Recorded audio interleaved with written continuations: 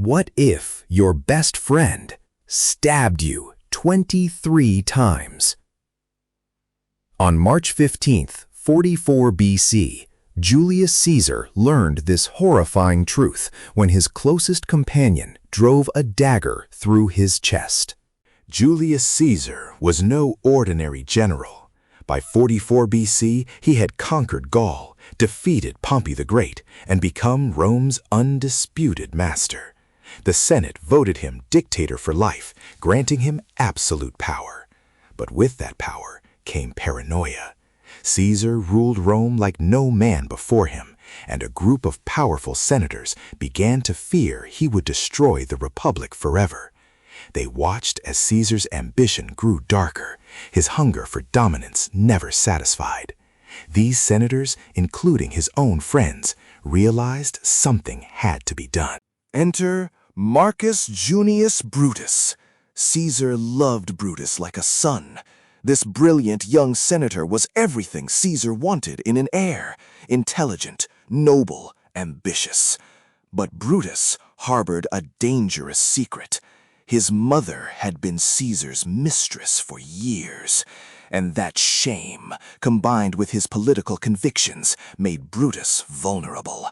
When other senators approached him with their conspiracy, Brutus faced an impossible choice: his best friend or his honor.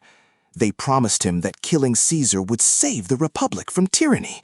They forged letters making it seem like the Roman people demanded Caesar's death. Brutus, torn between loyalty and duty, made his fatal decision. He joined the conspiracy. The conspirators now numbered over 60 senators. But the gods sent warnings. Just days before the assassination, a soothsayer, a fortune-teller, approached Caesar on the street and cried out, "Beware the Ides of March." Caesar, arrogant and invincible, laughed it off. That night, Caesar's wife Calpurnia woke in terror. She had a nightmare: Caesar was murdered. His statue spouted blood like a fountain. Calpurnia begged him not to go to the Senate. "Stay home," she pleaded. "The omens are dark." But Caesar dismissed her fears with cruel laughter. He called it woman's superstition. On the morning of March 15th, Caesar prepared to meet the Senate. His wife one final time dropped to her knees and begged him not to leave. He shoved her aside. Caesar walked through Rome that morning with no bodyguards, no security. He entered the Senate building at the Theater of Pompey. The 60 conspirators were waiting.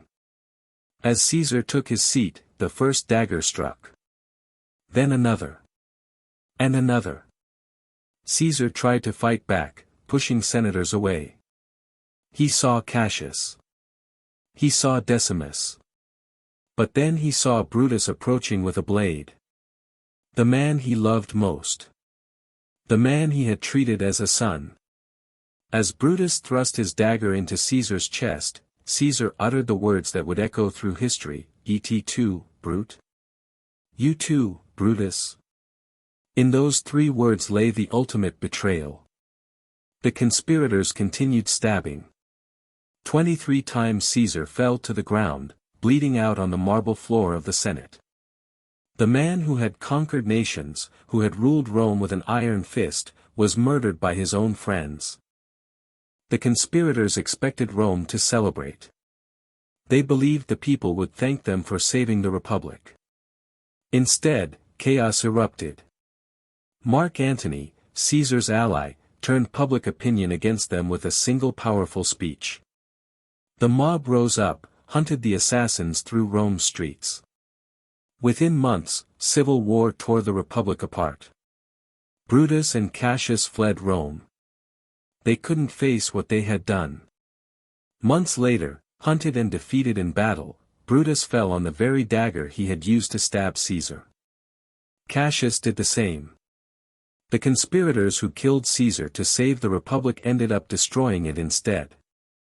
Caesar's adopted son, Octavian, rose to power and became Rome's first emperor. The Republic was gone forever.